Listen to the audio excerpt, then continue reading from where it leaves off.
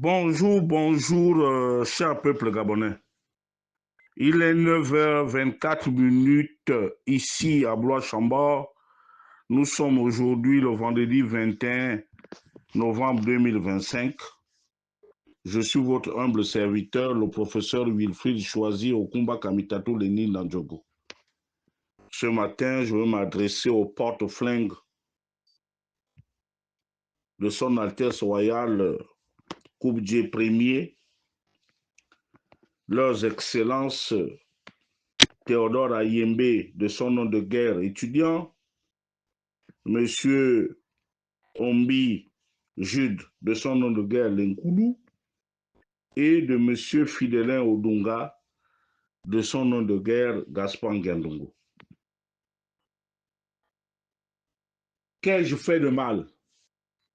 C'est moi qui ai demandé au Ngoulou, au Djessi Elaïkoga, au Tandumba, à Steve Zero Dieko, à Syriac Mgorandiami et aux autres aujourd'hui, pour certains qui sont libres, de citer abondamment Franck Yann Koubdje. Parce que Franck Yann Koubdje est venu voler l'argent de mon père et de ma mère. Mais lorsqu'on repart en arrière, si vous voulez, je vous fais le parcours de ce monsieur. Il ne mérite pas plus que toi. Il a été fabriqué pour trucider les caisses de l'État. Son cursus scolaire l'a amené en Tunisie, puis en France dans une école. Quand il arrive à la banque, il est caissier. Il joue les babysitters chez son oncle Steve Onzunga, qui à l'époque était le mari de la fille adoptive de feu le grand maître Betty Bongo. C'est là qu'il a fait la connaissance de Pascaline et autres et tout. Ils l'ont placé à BGFI à un point névralgique, notamment il gérait les comptes de la famille présidentielle, puisque désormais dans les banques, il existe les comptes des familles. Les comptes ne sont plus instituts. Ce n'est plus des comptes nominatifs, mais il y a déjà des comptes qui deviennent des biens d'une famille. Il s'est mis à gérer tout en manipulant, en prenant sa part, puisque tout flatteur vient dépend de celui qui l'écoute. Il vous a déjà dit un jour qu'il a été inspecteur central du Trésor, mais le Trésor, c'est un corps. Déjà, le fait d'avoir modifié la loi qui régit le corps des inspecteurs centraux du Trésor, il y avait déjà une envie de nuire au peuple gabonais par la manipulation de la signature d'Ali Bongo Ondimba, qui souffrait, qui avait été frappé d'un AVC et qui aurait perdu certaines facultés cognitives. Et d'abord même l'usage de sa main. C'est ce qu'on nous a toujours rabâché. Et puis, lorsqu'on regarde bien les difficultés qu'a connues notre État, tout est parti des cadres de BGFI. Je ne veux pas citer les contemporains, de la Cruz Chalianga, de Roger Owonomba, de Yann Koubdje, aujourd'hui de Henri-Claude Oyima, Franck Oyima et les autres cadres de BGFI.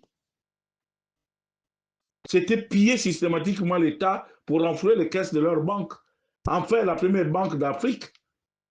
Mais avec quoi? Avec l'argent du contribuable. Quand Franck Yann Koubdje est arrivé là-bas, ne connaissant pas la gestion des finances publiques, il a saccagé. Il a cru à un moment donné que c'était l'héritage de son grand-père Sandungu ou de son père, le docteur Koubdje. Et voilà les résultats aujourd'hui. Et depuis 2023, je me suis toujours interrogé pourquoi est-ce que ce monsieur a été dehors. Mais on sait désormais pourquoi est-ce qu'il est dehors. Parce qu'il a joué le rôle de traître. Il a trahi. Il a trahi le clan Bongo. Et c'est un Judas. Il est dans le judaïsme en plein. il était bien arrêté avec les autres. Ils l'ont sorti de là-bas. Est-ce qu'il peut nous justifier? Sandungu, Marcel A. Sandungu est décédé là devant nous. Sophie Lengare est décédée devant nous. Sa mère Amélie Otika, sa vraie mère, est morte là devant nous. Ils ont laissé quel héritage? Dites-moi. Général près de la cour judiciaire de Libreville. Mais comme tous les Gabonais, je me suis interrogé de savoir ce que M. Coupe-Dieu faisait dehors. Alors qu'il a été abondamment cité. Si jusque-là, il a été laissé en liberté par le procureur général, le maître des poursuites, mais c'est parce que peut-être qu'il n'a rien à voir dans ce désastre économique. Mais est-ce que c'est un tort d'avoir posé la question? Mais vous avez géré pendant longtemps, pendant près de 56 ans, de manière exclusive, en excluant les autres de la gestion de ce pays. Regardez un peu ce que Coupe-Dieu fait par exemple dans le canton Kassa. Il prend son oncle, en réalité c'est son oncle, qui est devenu son grand-père, puisque juridiquement, il est le fils de monsieur le docteur Coupe-Dieu. Il prend quelqu'un, un entrepreneur, qui a fait même basse de l'argent du peuple. De l'argent du peuple. Il n'a pas pu livrer les travaux, il n'a pu rien faire. Il faudrait qu'il trouve à ce dernier une immunité parlementaire. Qui est plus fortuné que qui? Mais c'est lui.